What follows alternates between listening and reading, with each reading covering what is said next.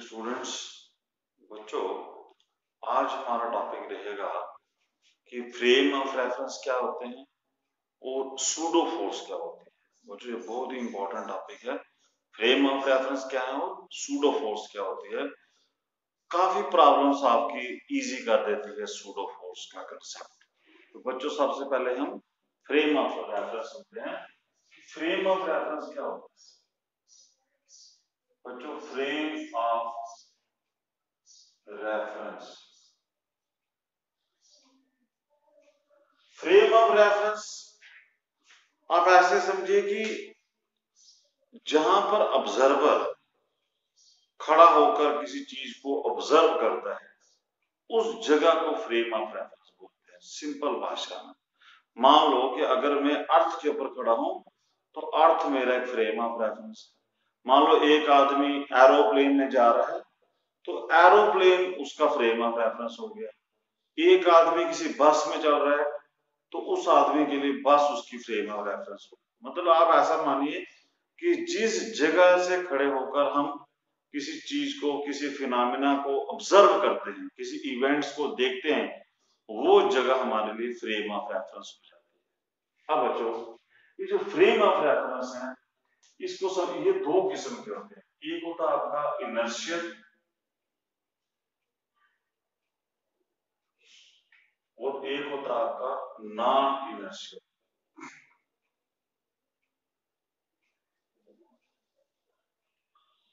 बच्चों, सिंपल भाषा में आप समझे तो इनर्शियल और नॉन इनर्शियल का क्या मतलब है कि इनर्शियल वो फ्रेम ऑफ रेफरेंस है जहां पर न्यूटन फर्स्ट लॉ वैलिड है। न्यूटन फर्स्ट लॉ वैलिड, जो आपको न्यूटन फर्स्ट लॉ पढ़ाया था, अगर वो वहां पर सही बैठता है, उस जगह से जहां से आप देख रहे हो, उस जगह को हम बोलते हैं, उस रेफरेंस ऑफ फ्रेम को बोलते हैं इनर्शियल फ्रेम ऑफ रेफरेंस। अब जो आपको याद होगा न्यूटन फर्स्ट लॉ क्या है। न्यूटन फर्स्ट लॉ कहता है कि अगर किसी बॉडी के ऊपर नेट एक्सटर्नल फोर्स जीरो हो तब उस बॉडी की एक्सेलरेशन भी जीरो हो। मतलब कि या तो उस बॉडी की वेलोसिटी जीरो है या तो उस बॉडी की वेलोसिटी कांस्टेंट होनी चाहिए अगर उसके ऊपर एक्सटर्नल फोर्स जीरो है। तो अगर आपको ऐसा ऑब्जर्व होता है तो समझ लेना कि वो इनर्शियल फ्रेम ऑफ रेफरेंस है। मान लीजिए कि ये अर्थ है, हमारा अर्थ है, हम अर्थ के ऊपर खड़े हैं। यहां पर मुझे कोई एक बॉडी में यहां पर रख देता हूं अर्थ के ऊपर, तो आप बच्चों देखोगे कि ये बॉडी अगर रेस्ट में है तो ये रेस्ट में ही रहेगी, और अगर ये बॉडी यूनिफॉर्म मोशन में चल रही है तो ये यूनिफॉर्म मोशन में ही चलती रहेगी जब तक इसके ऊपर कोई एक्सटर्नल फोर्स नहीं लगाते। तो इसका मतलब हुआ कि ये जो अर्थ हुई, अर्थ हमारे इनर्शियल फ्रेम ऑफ रेफरेंस हो गया। और यहां पर क्योंकि मैं अर्थ के ऊपर खड़े होकर हमें न्यूटन फर्स्ट लॉ जो हमने पढ़ा है वो सही लग रहा है कि जो न्यूटन फर्स्ट लॉ कहता था कि अगर कोई बॉडी रेस्ट में रहेगी, अगर कोई बॉडी यूनिफॉर्म मोशन में रहेगी जब तक उसके ऊपर एक्सटर्नल फोर्स जीरो रहेगी। अब बच्चों, आप ऐसे बात समझिए कि ऐसा फ्रेम ऑफ रेफरेंस जिसकी एक्सेलरेशन जो है वो जीरो हो या वो एक कांस्टेंट वेलोसिटी से चल रहा हो, कांस्टेंट वेलोसिटी से मूव कर रहा हो, उस फ्रेम ऑफ रेफरेंस को हम इनर्शियल फ्रेम ऑफ रेफरेंस कहते हैं। Any frame of reference whose acceleration is zero or it is moving with a constant velocity। अब बच्चों, यहां से एक चीज और नोट कीजिए कि अब आप सोचोगे कि क्या न्यूटन फर्स्ट लॉ किसी जगह पे वैलिड है, किसी जगह पर नहीं वैलिड है। क्या आपके माइंड में अब जो क्वेश्चन आ रहा होगा कि अभी तक हमने पढ़ा कि न्यूटन फर्स्ट लॉ हर जगह वैलिड है, क्या ये बात, इसको पढ़ाने का यही मकसद है कि आप देखोगे कि एक चीज एक जगह से आप देखोगे तो न्यूटन फासला आपको वैलिड दिखेगा, दूसरी पॉइंट से देखोगे तो आपको न्यूटन फासला वैलिड नहीं दिखेगा। जैसे एग्जांपल, जैसे हमने अर्थ की एग्जांपल, मान लो ये अर्थ के ऊपर एक ब्लॉक है, जैसे अभी हमने पढ़ा, और यहाँ पर एक आदमी खड़ा है। ये आदमी इस आदमी के लिए, ए आदमी के लिए अर्थ जो है वो फ्रेम ऑफ रेफरेंस है, और अर्थ से जी इस ब्लॉक को ऑब्जर्व कर रहे हैं। तो इसको लग रहा है कि अगर ये रेस्ट में है तो रेस्ट में रहेगा, अगर कोई यूनिफॉर्म मोशन तो यूनिफॉर्म रहेगा, जब तक इसके ऊपर फोर्स नहीं लगती। मतलब कि इस आदमी के लिए इस ब्लॉक के ऊपर न्यूटन फासला वैलिड हो रहा है, इसलिए इस आदमी के लिए अर्थ जो है वो इनर्शियल फ्रेम ऑफ रेफरेंस है। अब मान लो कि यहां पर आप बच्चों मानो कि यहां पर आप ऐसे देखो कि यहां पर कोई आप एक ट्रॉली पर बैठ जाओ, जैसे मैं यहाँ पर कोई ट्रॉली या गाड़ी या बस में बैठ जाओ, एक ऑब्जर्वर हम यहाँ पर बनाते हैं ये, और ये किसी वेलोसिटी v से चल रहा है। अगर बच्चों यहां से देखोगे तो यहां से आप यहां से ऑब्जर्व करोगे तो यहां पर आपको इस आदमी को लगेगा कि ये वाला ब्लॉक जो वो पीछे जा रहा है। इस आदमी को क्या लगेगा कि ये वाला ब्लॉक पीछे जा रहा है, बैक साइड जा रहा है, लेकिन एक्चुअल में तो इस बॉडी के ऊपर कोई फोर्स लग नहीं रही। तो इसका मतलब है कि न्यूटन फासला कहता है कि जब तक आपके ऊपर फोर्स नहीं लगेगी तो ये चीज यहां पर है वैसी रहेगी। इसको ये सही दिख रहा है, लेकिन इस ट्रॉली से अगर आप देखते हो तो आपको न्यूटन फासला वैलिड नहीं दिखता। आपको लगता है कि बिना फोर्स अप्लाई किए भी चीजें पीछे चल रही हैं। जैसे आप रोजमर्रा की जिंदगी में देखते हो कि जब आप किसी गाड़ी में बैठते हो तो आप देखते हो कि वो जो बाहर पेड़ होते हैं वो पीछे भाग रहे होते हैं, लेकिन रियल में तो वो रेस्ट में होते हैं। तो इसीलिए आप यहाँ पर देखिए कि ट्रॉली से देखते हो तो न्यूटन फासला वैलिड नहीं दिखता, लेकिन अगर आप इस आदमी को देखिए अर्थ से देखोगे तो आपको न्यूटन फासला वैलिड दिखेगा। और जहां से आपको न्यूटन फासला वैलिड नहीं दिखता उस फ्रेम ऑफ रेफरेंस को बोलते हैं हम नॉन इनर्शियल।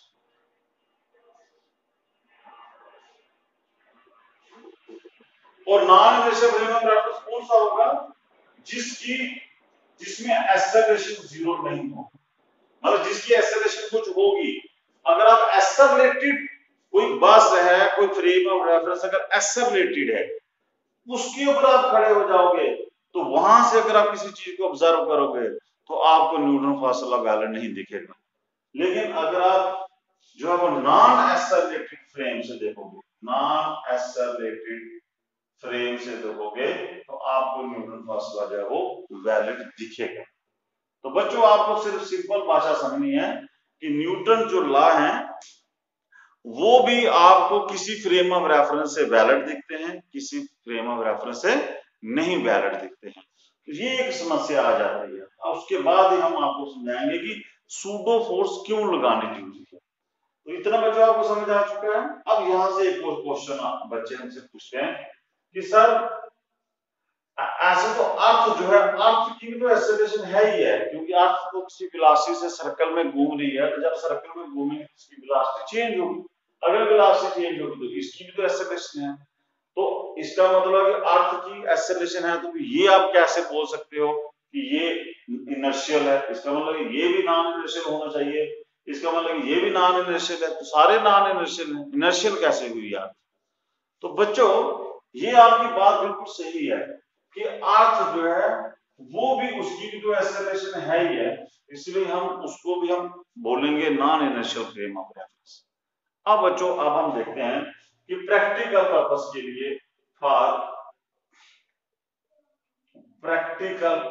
लिए, हम कैसे जाने कि कौन इनर्शियल है और कौन non inertial frame of reference है। तो बच्चों इसका सिंपल सा तरीका है कि मान लीजिए मैं अर्थ के ऊपर, ये अर्थ है और यहां से कोई एप्पल गिर रहा है। अब आप भूल जाओ कि कौन इनर्शियल है कौन नॉन इनर्शियल, इसको भूल जाओ। आप प्रैक्टिकल फॉर्म में आ जाओ। मान लो आप अर्थ के ऊपर खड़े हो, एक एप्पल नीचे गिर, आपको इन दोनों में से किसकी एक्सेलरेशन दिखाई देगी? मतलब एप्पल की एक्सेलरेशन ज्यादा दिखाई देगी या अर्थ की एक्सेलरेशन? एज ए ऑब्जर्वर आप खड़े हो जाओ, अगर आपको कोई चीज गिर रही दिखती है तो आपको लगेगा ना कि इसकी एक्सेलरेशन किससे ज्यादा है। अब भूल जाओ कि अर्थ कौन इनर्शियल है कौन नॉन इनर्शियल है। आप सिंपल से डिसाइड करो कि दो चीजों में से आपको किस चीज की एक्सेलरेशन ज्यादा दिखती है। तो हमें अगर हम यहाँ पर अर्थ के ऊपर खड़े हैं, हमें कुछ चीज गिर रही दिखती है तो हमें तो लगेगा कि एप्पल की एक्सेलरेशन ज्यादा है। बच्चों आप समझ लेना कि दोनों की एक्सेलरेशन है यहाँ पर। अब हम उस डेफिनेशन को भूल जाएंगे कि वो डेफिनेशन कंफ्यूज करती है कि कौन इनर्शियल है कौन नॉन इनर्शियल है। आप सिर्फ दो फ्रेम ऑफ रेफरेंस को ऑब्जर्व करो, दो में से दोनों की एक्सेलरेशन है, लेकिन आपको जिसकी एक्सेलरेशन ज्यादा दिखाई देगी वो हो गया आपका, मान लो इसकी एक्सेलरेशन a1 है, इसकी एक्सेलरेशन a2 है, तो मुझे तो a1 की बड़ी दिखेगी a2 से, जिसकी एक्सेलरेशन ज्यादा होगी वो नॉन इनर्शियल, नॉन इनर्शियल, और ये हो गया आपका इनर्शियल। तो ये सबसे अच्छा रहेगा उस कंफ्यूजन से दूर होने के लिए।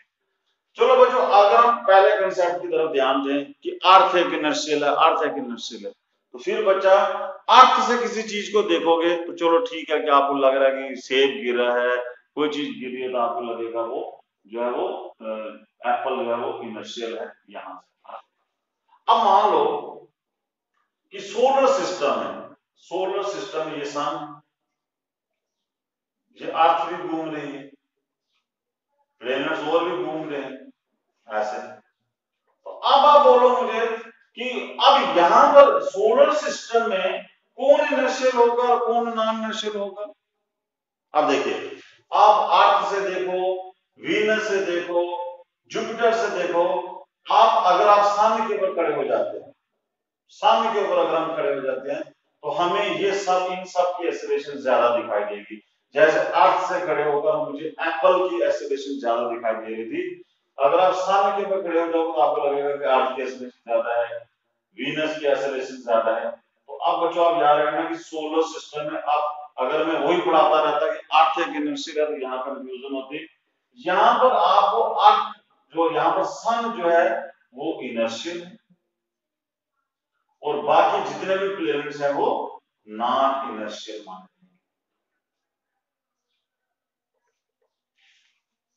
अब बच्चों यहाँ पर हो सकता है कि अगर आप यहां से देखोगे, आपको किसी दूसरे प्लैनेट को देखना है, आप दोनों चल रहे हैं, अब आपको दोनों में से चेक करना पड़ेगा कि किसकी एक्सेलरेशन ज्यादा है। जिसकी एक्सेलरेशन दो ऑब्जेक्ट में से जिसकी एक्सेलरेशन कम होगी वो इनर्शियल गिरना है, और जिसकी एक्सेलरेशन ज्यादा होगी वो नॉन इनर्शियल गिरना है। एक बात आप पहले मौके समझ लीजिए, इनर्शियल नॉन इनर्शियल का कंफ्यूजन ही दूर करते हैं। ओके बच्चों, तो अब आपको समझ आ चुका होगा कि हम तो ज्यादातर चीजें अर्थ से ऑब्जर्व करते हैं, तो इसलिए हम अर्थ को क्यों इनर्शियल मानते हैं, क्योंकि बाकी चीजों की जो भी होगी, जैसे बस चल रही है तो आपको लगेगा कि बस की एक्सेलरेशन ज्यादा है, तो अर्थ की आपको लगता है कि अर्थ चल ही नहीं रही, तो इसलिए हम बोलते हैं कि अर्थ इनर्शियल है।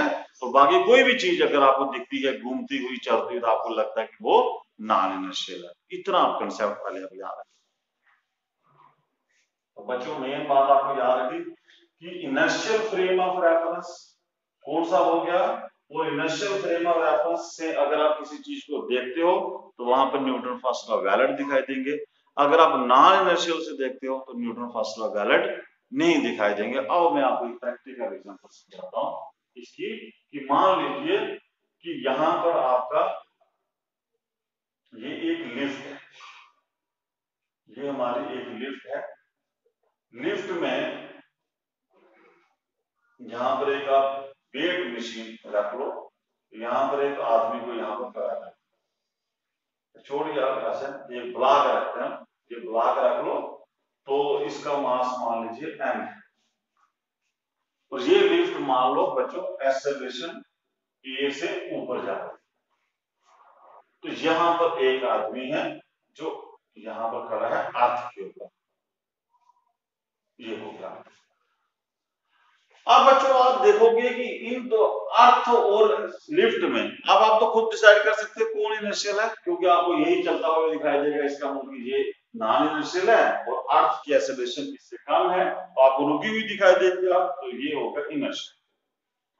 हमने क्या पढ़ा अभी कि इनर्शियल फ्रेम ऑफ रेफरेंस से अगर आप देखोगे तो न्यूटन सला आपको सही वैलिड होंगे, अगर आप नॉन इनर्शियल से देखोगे तो न्यूटन जो लॉज है वो वैलिड नहीं होंगे। आओ देखते हैं, मान लो ये आदमी इस मोशन को ऑब्जर्व कर रहा है, तो बताओ बच्चों इस बच्चे के ये जो आदमी होगा इसको इसको मानते हैं ऑब्जर्वर, और देखते हैं कि अगर हम इसको रेफरेंस लें तो इसके ऊपर क्या क्या फोर्सेस लगते हैं। तो सबसे पहले बच्चों यहाँ पर तो ये तो लगेगी रियल फोर्सेस, वेट तो हमेशा नीचे आएगा और नॉर्मल फोर्स आपके ऊपर लगेगी। तो इसको क्या लगेगा, इसको लगेगा कि ये ब्लॉक ऊपर जा रहा है क्योंकि लिफ्ट ऊपर जा रही है, तो इसके अकॉर्डिंग यहाँ पर न्यूटन सेकंड लॉ।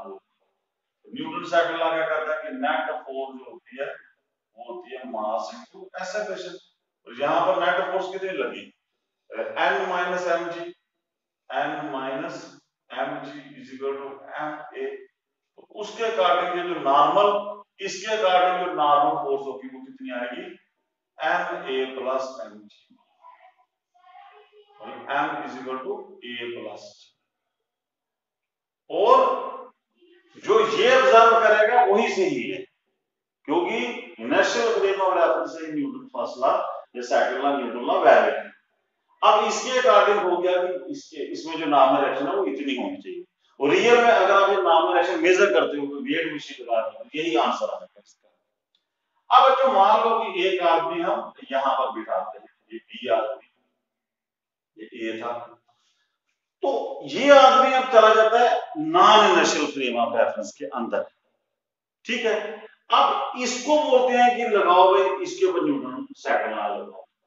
तो बच्चों इसको तो लग रहा था ना कि लिफ्ट ऊपर जा रही है, लेकिन ये आदमी जब लिफ्ट के अंदर आ जाएगा तो इसको तो लगेगा कि ये चीज रेस्ट में है, क्योंकि उसको फिर पता चलेगा कि लिफ्ट चल रही है, क्योंकि वो तो आदमी लिफ्ट के अंदर है।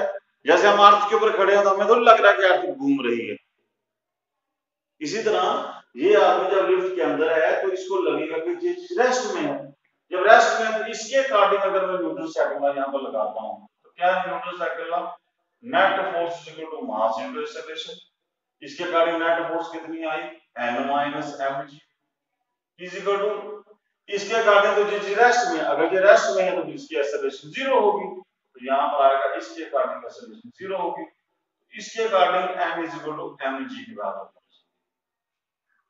यहां से बच्चों सारी प्रॉब्लम स्टार्ट होती है कि रियल में जो m है वो है ma प्लस mg। अगर आप रियल में रीडिंग हो तो यही आंसर सही है, लेकिन अगर आप non inertial frame of reference के अंदर बैठ के न्यूटन फर्स्ट लॉ आपने लगाया तो वो देखो वहां पर वैलिड नहीं हुआ, क्योंकि इसका आंसर हम लिख लेते हैं n डैश बोल देते हैं इसकी रीडिंग।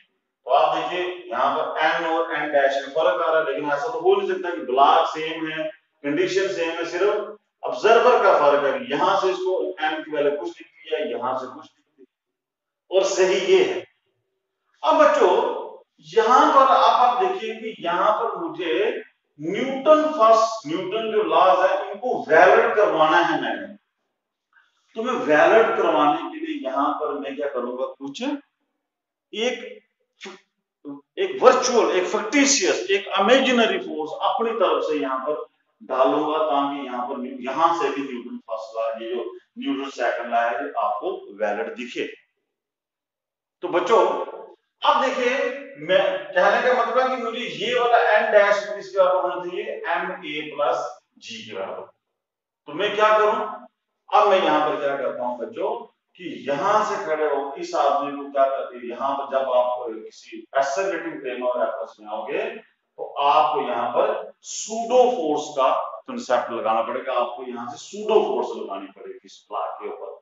और वो सूडो फोर्स कैसे लगानी है बच्चों, आपको पहले ये जो आदमी है जो ब्लॉक है इस लिफ्ट के अंदर है, पहले इस आदमी को ये पता होना चाहिए कि इस आदमी की एक्सेलरेशन किस तरफ है, इस आदमी की एक्सेलरेशन किस तरफ, इसको पहले पता होना चाहिए।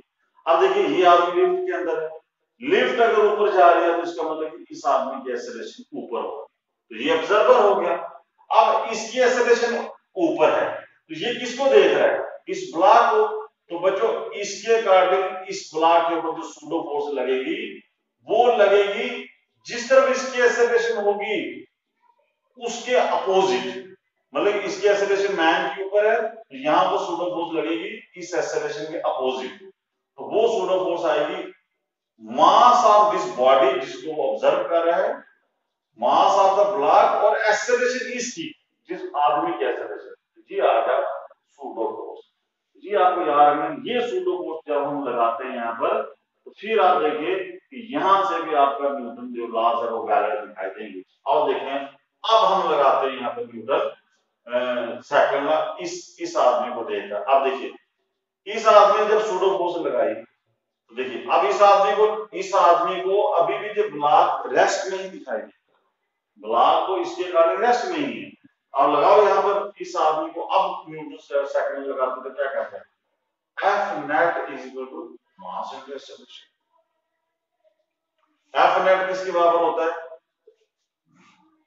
m minus mg plus m। अब देखिए अब नीचे ऊपर एक फोर्स है नीचे दो force is equal to mass into acceleration.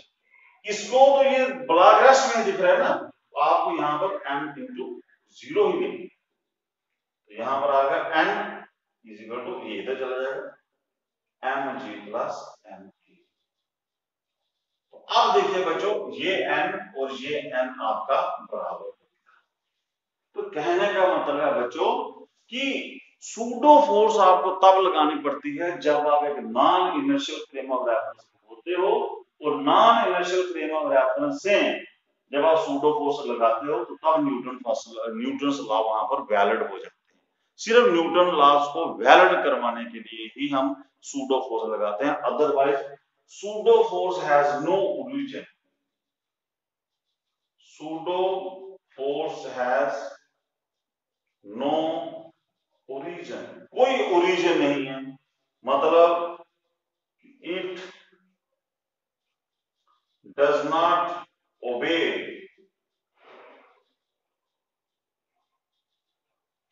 यहां से देखिए it is not a action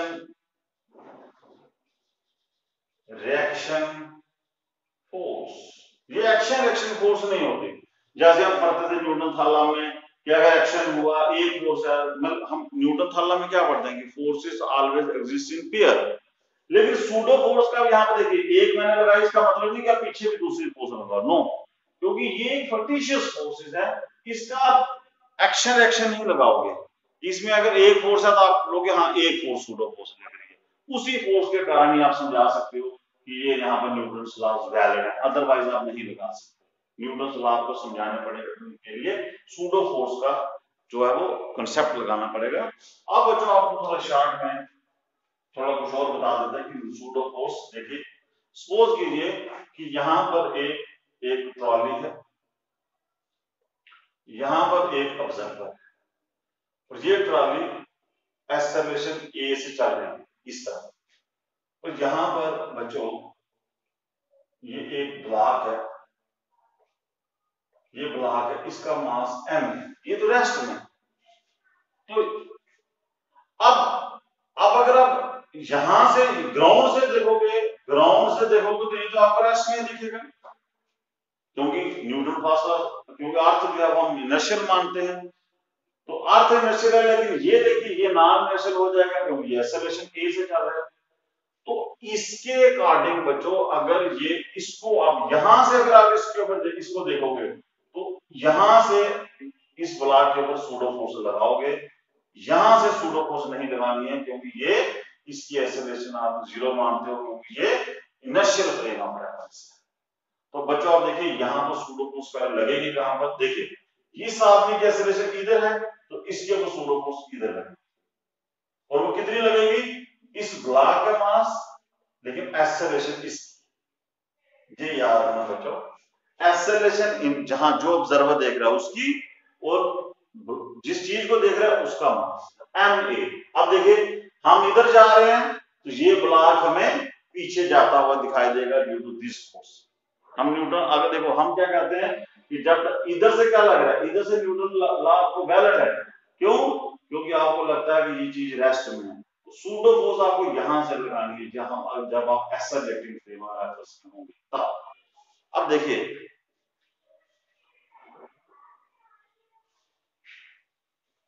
अब बच्चों को कुछ इसकी प्रॉब्लम्स करते हैं ताकि थोड़ा सा कंसेप्ट और क्लियर हो जाए। कि मान लीजिए कि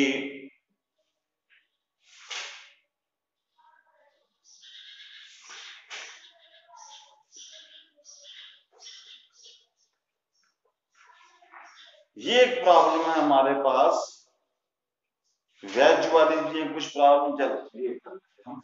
ये एक आपकी ऐसी वर्मा में भी प्रॉब्लम है, डीसी पांडे में भी है, और थोड़ा सा आपको समझ में आ जाएगा।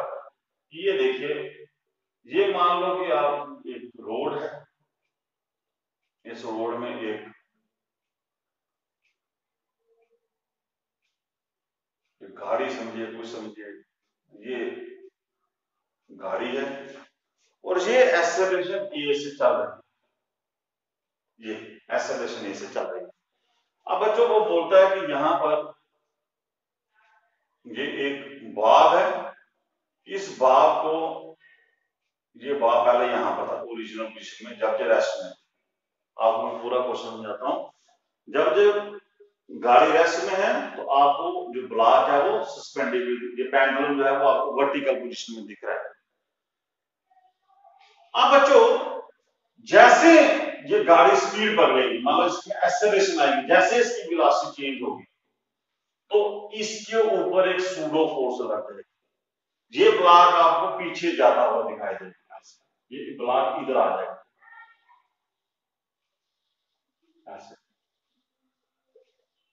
कुछ एंगल थीटा। जैसे आप कभी ऑब्जर्व करते हो, जैसे देखो आप गाड़ी में बैठे होते हो, जैसे गाड़ी स्टार्ट होती है हमें पीछे झटका लगता है, तो वो जो पीछे झटका किसने लगाया आपको, वो एक सूडो फोर्स, तो सूडो फोर्स के कारण हमें झटका लगता है पीछे। ये वही हिसाब है, ये पेंडुलम का रेस्ट में था, जैसे गाड़ी में एक्सेलरेशन पर वेलोसिटी चेंज हुई तो इसको सूडो फोर्स लगेगी, वो पीछे की तरफ जाएगी। अब बच्चों लेकिन यहां पर आपने देखना है कि यहां पर ऑब्जर्वर में दो लेता हूं, एक ऑब्जर्वर यहां पर लेता हूं एक्सेलरेटिंग फ्रेम में, और एक ऑब्जर्वर में ग्राउंड पर लेता हूं। इसके अकॉर्डिंग न्यूटन फर्स्ट बैलेंस है, मतलब इस यहां से देखोगे तो आपको सूडो फोर्स नहीं लगानी है, यहां से देखोगे तो इसको सूडो फोर्स लगानी है, तो आपका आंसर सेम है। चलो बच्चों दोनों की प्रॉब्लम हल करते हैं। मान लीजिए कि ये ब्लॉक डायग्राम, इसकी पहले इसकी फ्री बॉडी डायग्राम बना, ये ब्लॉक इधर आ चुका है, इसका मतलब इसका वेट आएगा ये एम, ठीक है, ये टेंशन है इसकी, ये टेंशन है। अब बच्चों अगर ये एंगल आपका थीटा है तो इसको अगर मैं, ये एंगल भी थीटा होगा, ये और ये एंगल आपके सेम होंगे। अगर ये टेंशन है बच्चों तो टेंशन एक वेक्टर क्वांटिटी, तो इसकी रिजॉल्वेशन हो जाएगी, एक इसका कंपोनेंट आ जाएगा टी cos थीटा, और एक इधर आ जाएगा आपका टी साइन थीटा, इस तरफ टी साइन थीटा और इसका टी cos थीटा, और ये आपका आ गई डायग्राम, ये रियल फोर्सेस। अब इस ऑब्जर्वर को पूछो, इस ऑब्जर्वर के अकॉर्डिंग देखो, इस ऑब्जर्वर से हम देखते हैं, हम प्लॉट की, हमें एंगल निकालना है, सपोज कीजिए एंगल निकालना है, इस ऑब्जर्वर के अकॉर्डिंग देखो इसको क्या क्या दिखेगा, एक ये फोर्स, और इसको लगेगा कि इसको क्या लगेगा कि ये पेंडुलम आगे चल रहा है, क्योंकि गाड़ी आगे चल रही है तो पेंडुलम भी आगे जाता दिखाई देगा इस आदमी को। तो इसके अकॉर्डिंग टी कॉस थीटा जो है वो बैलेंस कर रहा है mg को, क्यों, क्योंकि ना तो पेंडुलम ऊपर जा रहा है नीचे जा रहा है, इसका मतलब ये दोनों फोर्स कैंसिल हो रही है। तो अगर इसको लगेगा कि ये पेंडुलम आगे जा रहा है, इसका मतलब इसको लगेगा कि आगे की तरफ को फोर्स लग रही है, तो आगे की तरफ फोर्स कौन सी है, टी साइन थीटा, इसके लगेगा टी साइन थीटा जो होगा वो जो है, ये जो होगा ये होगा इसके ऊपर फोर्स लगाएगा एम ए, ये वाली फोर्स लग रही है टी साइन फॉरवर्ड डायरेक्शन। तो बच्चों दोनों को डिवाइड करेंगे तो क्या आंसर आएगा, इसको डिवाइड करें तो बन जाएगा tan theta is equal to a upon g। Acceleration आपको निकल जाएगी जी tan ये। अब बच्चों इस ऑब्जर्वर की बात करें, इस ऑब्जर्वर को तो ये वाला पेंडुलम यहाँ पर रुका हुआ दिखाई देगा ना, क्योंकि इसके लिए तो ये ब्लॉक यहाँ पर अब मुझे पंखा दिखेगा, घर में आप क्लासरूम में बैठे तो आपको रुका हुआ दिखाई दे रहा है, तो इसको तो ये लगेगा कि स्टेशनरी। अगर ये स्टेशनरी है, अगर इस ऑब्जर्वर की बात करूं तो इसका मतलब ये स्टेशनरी है, स्टेशनरी है तो इसका मतलब इसको लगेगा कि इस तरफ कोई भी फोर्स नहीं लग रही, तो इसका मतलब है कि यहां से अगर मैं न्यूटन लॉ लगाता हूं तो ये वाला आंसर कभी नहीं आएगा। इसलिए मुझे बच्चों इस ऑब्जर्वर को इस ब्लॉक के ऊपर क्या लगानी पड़ेगी, सूडो फोर्स लगानी पड़ेगी। और किस तरफ, ये ब्लॉक देखो, पहले ये आदमी कहां जा रहा है, इस आदमी को पहले पता होना चाहिए, याद रखना कि जब भी आपको सूडो फोर्स लगानी है उस ऑब्जर्वर को पता होना चाहिए कि उसकी एक्सेलरेशन किस तरफ है। जैसे जब बस अगर इधर जा रही है तो इसकी इस ब्लॉक की इस आदमी की एक्सेलरेशन इस तरफ है, जब इसकी एक्सेलरेशन इधर है तो ये जब इसके ऊपर सूडो फोर्स लगाएगा तो वो अपनी एक्सेलरेशन के अपोजिट लगाएगा, मास इसका, एक्सेलरेशन इस आदमी, ये लाके सूडो। तो अब देखिए जब ये सूडो फोर्स लगाएगा तो इसको लगेगा, इसको फिर भी लगेगा ये ब्लॉक जो है वो रेस्ट में ही है। जब रेस्ट में लगेगा तो इसका मतलब नेट फोर्स जीरो हो रही है, जिसके अकॉर्डिंग हो गया कि टी जो हॉरिजॉन्टल डायरेक्शन है ये फोर्स इसको काट रही है इसके अकॉर्डिंग, तभी तो वो रेस्ट में है, और टी cos थीटा जो होगा वो mg को काट रहा है। अब यहाँ पर डिवाइड कीजिए, देखिए यहाँ पर आ जाएगा tan theta is equal to a/g। ये देखिए आप खेल इसका कि अगर हम यहाँ पर सूडो फोर्स नहीं लगाते तो आपका आंसर हमेशा अलग अलग आएगा, आपके न्यूटन लॉ नहीं हो सकते। तो न्यूटन लॉ को लगाने के लिए बच्चे सूडो फोर्स लगाते हैं, और सूडो फोर्स का ये फायदा भी होता है कि सूडो फोर्स अगर आप लगाओगे तो आपको इजीली न्यूमेरिकल सॉल्व हो जाएंगे। देखो आपको सिर्फ यहाँ खड़े होकर इसके ऊपर लगाने और बैलेंस करना है, और याद रखना जो इसको दिखेगा वही लगाना है। अगर इस आदमी को जो चलता हुआ दिखाई देता है, कई बार होता है कि यहाँ पर कोई पुल्ली लगा दूं मैं, वो चलती हुई दिखाई देगी, तो आपने वही लेना है जिसका मोशन कंसीडर करना है बिना। चलो प्रॉब्लम बताते हैं आपको नेक्स्ट। अब बच्चों इसकी नेक्स्ट प्रॉब्लम देखते हैं। देखिए एक प्रॉब्लम यहां पर बनाई हुई है, ये वो बोल रहा है कि ये एक लिफ्ट है,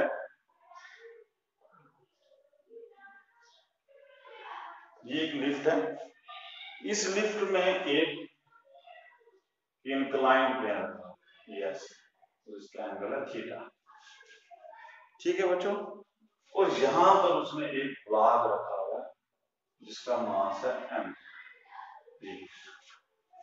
और बोल रहा है कि ये लिफ्ट जो है एक्सेलरेशन a से ऊपर जा रही है, लिफ्ट एक्सेलरेशन a से ऊपर जा रही है, find the acceleration of the. अब आप बताइए कि इस ब्लॉक की एक्सेलरेशन कितनी होगी, ये क्वेश्चन है सिर्फ कि मूविंग अपवर्ड इस ब्लॉक की एक्सेलरेशन आपको बतानी है कितनी। तो बच्चों आप देखिए यहां पर कि हम क्या करते हैं कि सीधा ही इसके अंदर ही आ जाते हैं, ठीक है। हम आप यहां से ग्राउंड से नहीं देखते, हम डायरेक्ट आपको बताते हैं कि आप आ जाओ लिफ्ट के अंदर, ये ऑब्जर्वर बन जाता है, लिफ्ट के अंदर आ जाओ। लिफ्ट के अंदर आप लगाइए इसके ऊपर सूडो फोर्स का लॉजिक, पहले आप देखिए, पहले रियल फोर्सेस का, इसका वेट आएगा, ये होगा वेट इसका, ठीक है। जैसे आप बैच वाले डायग्राम बनाते हो तो ये आ गया इसका नॉर्मल डायरेक्शन, ये एंगल mg के दो कंपोनेंट, एक आ गया mg cos थीटा, एक आएगा mg sin। ये आपका जो आप सिंपल डायग्राम, मान लो कोई लिफ्ट नहीं, जैसे आप देखते हो सीधा एफबीडी बनाओ इसका, सीधा कि ब्लॉक पड़ा है उसका, आपको पता है कि मैंने आपको बताया था कि ये प्लेट के कंपोनेंट पे ना, ये ग्राउंड से करते हैं। हम ग्राउंड में जाएंगे ना, हम सीधा डायरेक्ट यहां से करेंगे इस आदमी को। अब मुझे तो इस आदमी को, ये इस आदमी को यहां पर न्यूटन लॉ लगाने हैं, ये आदमी कहां पर है, एक्सेलरेटिंग फ्रेम ऑफ रेफरेंस, और एक्सेलरेटिंग फ्रेम, पहले इस आदमी को पता होना चाहिए इसकी एक्सेलरेशन किधर, इसकी एक्सेलरेशन किस तरह। जब इस आदमी की एक्सेलरेशन ऊपर है, इसको जो यहाँ पर सूडो फोर्स लगानी है वो कहां लगानी है, इस एक्सेलरेशन के अपोजिट, तो मतलब कि इस ब्लॉक के ऊपर ये सूडो फोर्स लग रही है m, इसका मैं एम ए आ गया सूडो फोर्स।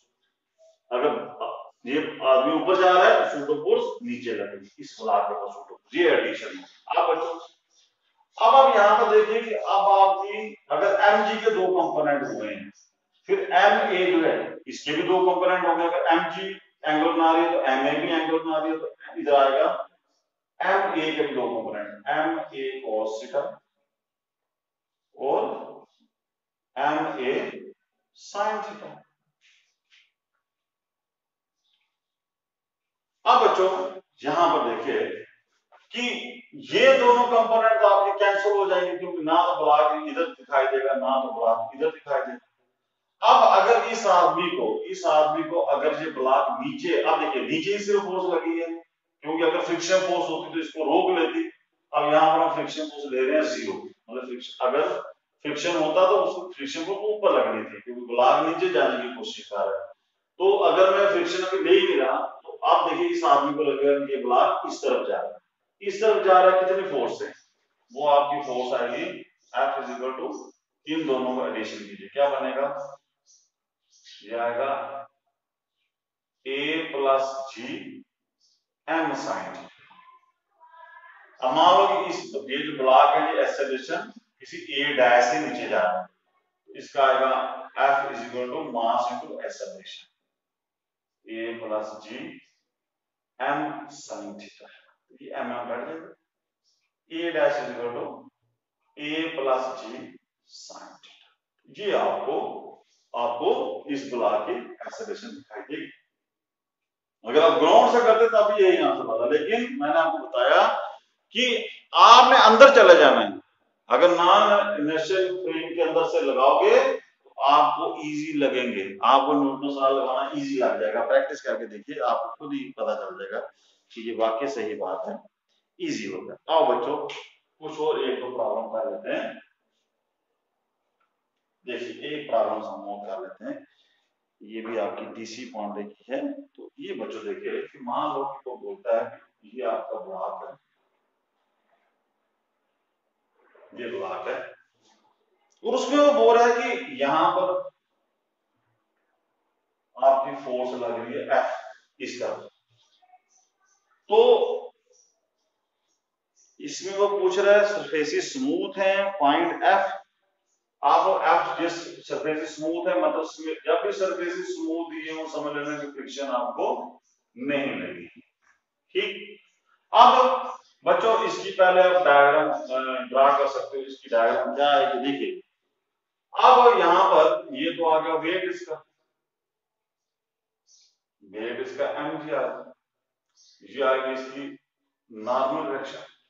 अब बच्चों आप नॉर्मल डायरेक्शन को भी तोड़ सकते हो। जैसे मान लो अगर मैं यहां से वर्टिकल लाइन ड्रा करूं, ये अगर एंगल थीटा है तो ये एंगल भी थीटा होगा। तो आप नॉर्मल को भी तोड़ सकते हो। जैसे नॉर्मल के दो कंपोनेंट क्या आएंगे, एक आएगा n cos थीटा और इधर आएगा n sin थीटा। अब बच्चों मान लीजिए कि ये ब्लॉक जब फोर्स लगाएगा तो मान लो ये ब्लॉक जब एक्सेलरेशन a से आगे जा रहा है, एक्सेलरेशन a से आगे जा रहा है, तो अब यहां से अगर मैं देखूंगा ना, यहां ग्राउंड से देखूंगा तो मुझे लगेगा कि ये ब्लॉक आगे जा रहा है। लेकिन अगर मैं यहीं पर खुद खड़ा हो जाऊं, इसी के ऊपर में खुद ऑब्जर्वर यहीं पर बन जाऊं, क्योंकि ये कौन सा फ्रेम ऑफ रेफरेंस है, ये non inertial frame of reference है। तो मैंने आपको बोला non inertial frame of reference के ऊपर खड़े होकर देखोगे तो आपको न्यूटन का लगाना इजी हो जाएगा, क्योंकि आपको पहले सूडो फोर्स लगा देनी है। अब देखिए ये ऑब्जर्वर जब इस ब्लॉक को देखेगा, पहले आप देखिए इस ऑब्जर्वर की एक्सेलरेशन कहां है, तो ये ब्लॉक इधर जा रहा है, इसकी एक्सेलरेशन इधर है, ठीक है। तो इसका मतलब ये ऑब्जर्वर जब यहां पर सूडो फोर्स लगाएगा तो वो लगेगी ऐसे m into a, तो मसला हल खत्म हो गया अब आपका। लेकिन इस ऑब्जर्वर को ये वाला ब्लॉक क्या दिखेगा, इस ऑब्जर्वर को ये ब्लॉक रैश में दिखेगा, क्योंकि ये ऑब्जर्वर खुद ही उस ब्लॉक के साथ आ गया, जितनी इसकी एक्सेलरेशन उतनी इसकी, ये तो आपको यहां से दिखेगा, तो जितना रुका हुआ दिखेगा, लेकिन इसको चलता हुआ दिखाई देना था।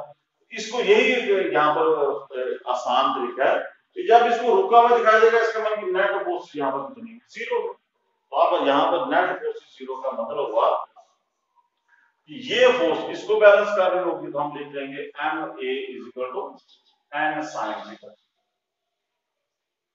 सीधा ये इसको बैलेंस कर रही होगी, ये इसको बैलेंस कर रही होगी।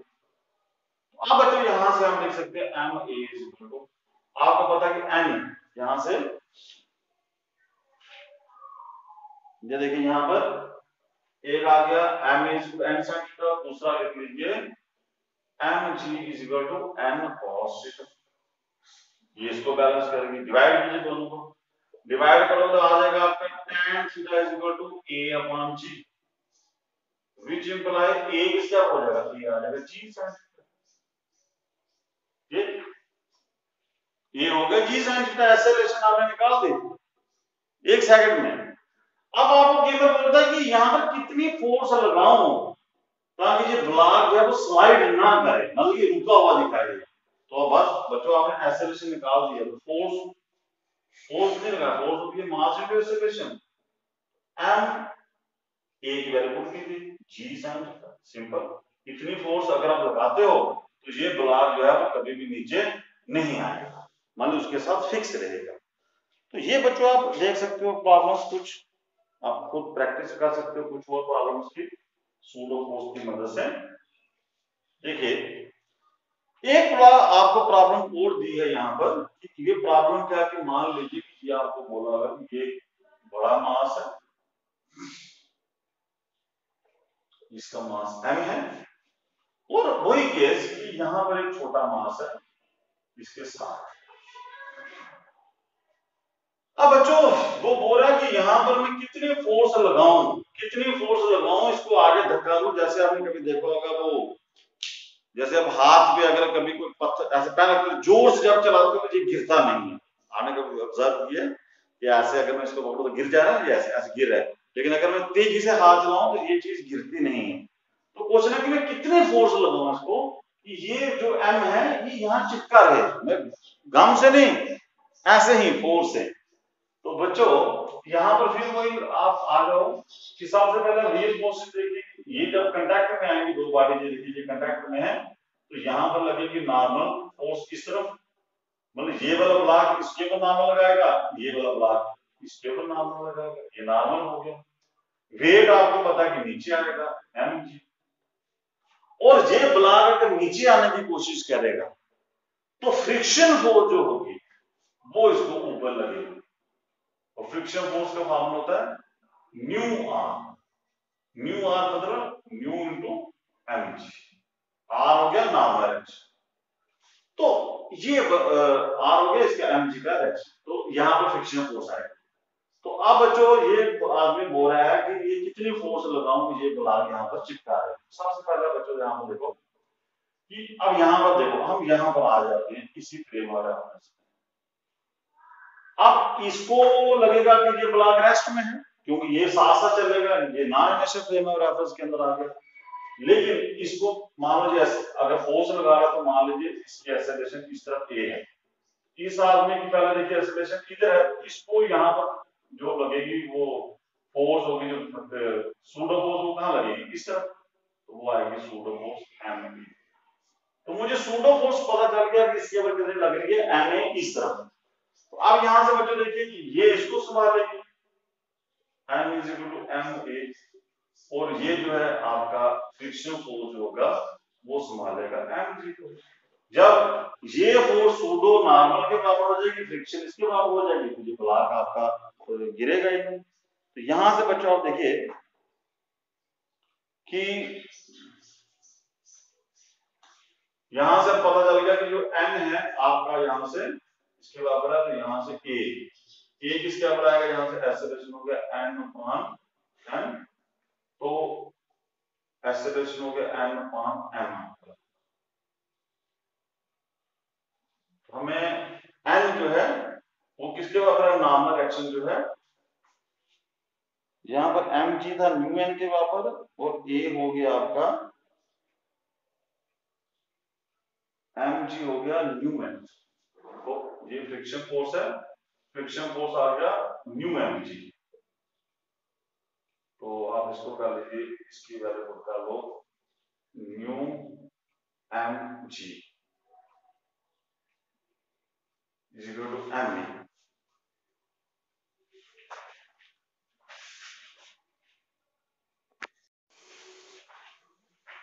तो बच्चों हम थोड़ा सा देखिए, ये हमने देखा कि जो नॉर्मल एक्सिस ये एम है, ये हो गया आपका एम ए के बराबर, ठीक है। और ये जो फ्रिक्शन फोर्स है वो है न्यू एन के बराबर, ये और ये प्राप्त हो जाएगा। इसका मतलब कि एन आपका आ गया एम ए के बराबर, और ये जो आपका फ्रिक्शन फोर्स है वो आपका आएगा एम जी। तो बच्चों यहां से एफ किसके बराबर है, न्यू इंटू एन, इसकी जगह पुट कर दो न्यू इंटू एन। अब आप क्या कीजिए, इन दोनों को डिवाइड कीजिए, दोनों को डिवाइड करोगे तो क्या बन जाएगा, 1/न्यू इज इक्वल टू a/g। तो बच्चों ए यहां किसका बराबर आ जाएगा, g/न्यू, ये हो गया आपका एक्सेलरेशन g/न्यू।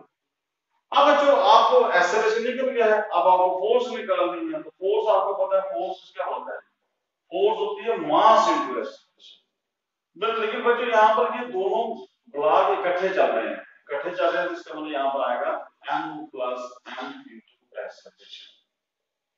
ये तो यहां से बच्चों आपका m प्लस m दोनों इकट्ठे हो गए, तो यहाँ पर आ गया m प्लस m एक्सेलरेशन आ गया g/, ये फोर्स आपको लगानी पड़ेगी इस तरह। तो इसी तरह बच्चों आपकी काफी प्रॉब्लम्स हैं, आप प्रैक्टिस करते रहो, होप्स आपको जो समझ आया होगा। तो एक पुल्ली वाली आपको एग्जांपल समझा देता हूँ लास्ट में, ताकि आप थोड़ा सा और प्रैक्टिस कीजिए। सपोज कीजिए बच्चों आपको बोलते हैं कि ये कोई लिफ्ट है, इस लिफ्ट में मान लीजिए ये कोई स्प्रिंग लगा हुआ है, यहाँ पर पुली लगी हुई है, यहाँ पर कोई 2 ब्लॉक दे देता है, सपोज कीजिए इसका मास 1.5 है, इसका मास 3 kg। और सपोज कीजिए कि वो आपको जो लिफ्ट है वो आपको बोलता है कि इसकी एक्सेलरेशन जो है वो ये ऐसी वर्मा में भी है क्वेश्चन g/8 या g/10 कुछ भी हो, तो एक्सेलरेशन दे दी। तो आप यहाँ पर बोलेगा कि कुछ भी बोलेगा कि इसका इस ब्लॉक की टेंशन निकालो, एक्सेलरेशन निकालो। बच्चों पहले टेंशन मान लो, ये टेंशन ये टेंशन थी, उसमें बुक में लिखा हुआ है कि इसकी रीडिंग बताओ। इसकी रीडिंग का मतलब है कि इसमें जो टोटल टेंशन लगेगी वो ऊपर जो क्वेश्चन है उसमें लिखा है कि इसकी रीडिंग क्या होगी, स्प्रिंग बैलेंस अगर मैंने बनाया तो वही होगा जो यहाँ पर टोटल टेंशन होगी। तो आप जो यहाँ से लॉजिक लगाओ, पहले इसकी डायग्राम और रियल फोर्सेस क्या आएंगी, इसका वेट आएगा नीचे, मैं अभी यहाँ पर इसका मास m1 मान लेता हूँ, इसका मास m2 मान, सॉल्व आपने खुद करना है। टेंशन की आएगी ऊपर, इसका वेट आएगा m1g और इसका वेट आएगा m2g, ठीक है। ये आपको ऑलरेडी डायग्राम पता है कि टेंशन ऊपर होती है, इसका वेट नीचे, इसका वेट अब हम मान लो कि ये मास ज्यादा, तो नेचुरली ये लिफ्ट ऐसे चल रही होगी, ये एडवोड मशीन की तरह कि ये ब्लॉक नीचे जा रहा होगा, ये ब्लॉक ऊपर जा रहा होगा, एक्सेलरेशन सेम होगी क्योंकि ये दिया होगा कि मास लेस स्प्रिंग है या जो भी है आपको दिया होगा, फ्रिक्शन लेस पुली है, ये आपको ऑलरेडी पता है। लेकिन यहाँ पर एक मसला बन गया कि ये बोला लिफ्ट भी ऊपर जा रही है g/8 से, इसका मतलब है कि ये जो लिफ्ट बन जाएगी ये कौन सा फ्रेम बन जाएगी, नॉन एक्सेलरेटिंग। तो आप आ जाओ नॉन एक्सेलरेटिंग के अंदर। अब आप पहले अपनी एक्सेलरेशन देखो, आपकी एक्सेलरेशन कहां पर है, ऊपर कितनी है। अब जो मैं g/8 की जगह इसका a डैश लगा लेता हूं नाम, आप खुद पुट कर देना g। ये आदमी ऊपर जा रहा है एक्सेलरेशन a डैश है, अब इसका मतलब ये ऊपर जा रहा है, तो ये क्या करेगा, इसकी और इसके ऊपर क्या लगाएगा, सूडो फोर्स लगाएगा। तो इसका मतलब कि यहां पर नीचे सूडो फोर्स लगेगी कितनी, इसका मास कितना है m1 इंटू एक्सेलरेशन कितनी 8 है, मतलब पहले इसका वेट फोर्स लग रही थी m1g, अब सूडो फोर्स भी नीचे लगेगी, वो आएगा मास इसका और एक्सेलरेशन के साथ में, तो यहां पर भी सूडो फोर्स लगेगी m1 sorry m2 a dash, मैं ये कैंसिल भी करने लगा हूं। आप ये प्रॉब्लम को छोड़कर जनरल में बात करने लगा हूं कि लिफ्ट की एक्सेलरेशन a डैश है, तो ये अंदर सिस्टम है, इसका मास m1 m2 है, कुछ भी है तो इसकी सूडो बोलो। अब बच्चों अब आप देखो, जैसे हम बोल रहे थे ना हर बार की लिफ्ट के अंदर आपको ये ब्लॉक रुके हुए दिखाई देते हैं, लेकिन इस बार ऐसा नहीं है। इस बार इस आदमी को यही लगेगा कि ये ब्लॉक नीचे जा रहा है, ये ब्लॉक ऊपर जा रहा है। अब यहाँ पर बच्चों पहले इसके ऊपर न्यूटन सेकंड लगाओ, इस ब्लॉक के ऊपर न्यूटन सेकंड तो क्या आएगा, इसके ऊपर आएगा net force is equal to mass into acceleration. तो नेट फोर्स यहां पर कितनी आएगी, जिस तरफ एक्सेलरेशन है वो पॉजिटिव लेनी है फोर्स, टी ऊपर है, माइनस नीचे कितनी फोर्सेस है m1g plus m1a dash is equal to m1a। ये फर्स्ट इक्वेशन है। अब इस आदमी को आप इसके ऊपर लगाइए न्यूटन सेकंड, आप देखिए इजी हो गया ना। आप इसको भूल जाओ, आप सिर्फ याद रखो इसके ऊपर एक फोर्स ऊपर लग रही है, दो नीचे लग रही है, न्यूटन सेकंड लगा। अब नीचे वाली एक्सेलरेशन नीचे है तो ये वाली बड़ी लगानी m2g plus m2a dash minus t is equal to m2a। ये सेकंड इक्वेशन बच्चों बनानी है। इसको आप एडिशन करके सिंप्लीफिकेशन करके आप यहाँ पर t और a की वैल्यू निकाल सकते हो, और मान लो कि t की वैल्यू जो आएगी यहाँ पर, और ये जो t होगा ये क्योंकि इधर भी t है, यहाँ पर देखिए एक t इधर लगेगा एक इधर लगेगा, तो ये यहां से t नीचे, यहां से t नीचे, और ये t ऊपर है, ये वाला t इसको t डैश में बोल रहे हैं, t डैश रहेगा t plus t is equal to 2। ये होगी इसकी रीडिंग। तो आप यहां से t जो निकालोगे उसको 2 से मल्टीप्लाई कर दो और एक्सेलरेशन निकाल दोगे। इतनी प्रैक्टिस आप खुद कीजिए। टिल देन बच्चों, जय हिंद जय भारत। कमेंट करते रहिए, सब्सक्राइब करते रहिए, आगे आपके लिए नई नई वीडियो लाते रहें। ओके, जय हिंद जय भारत।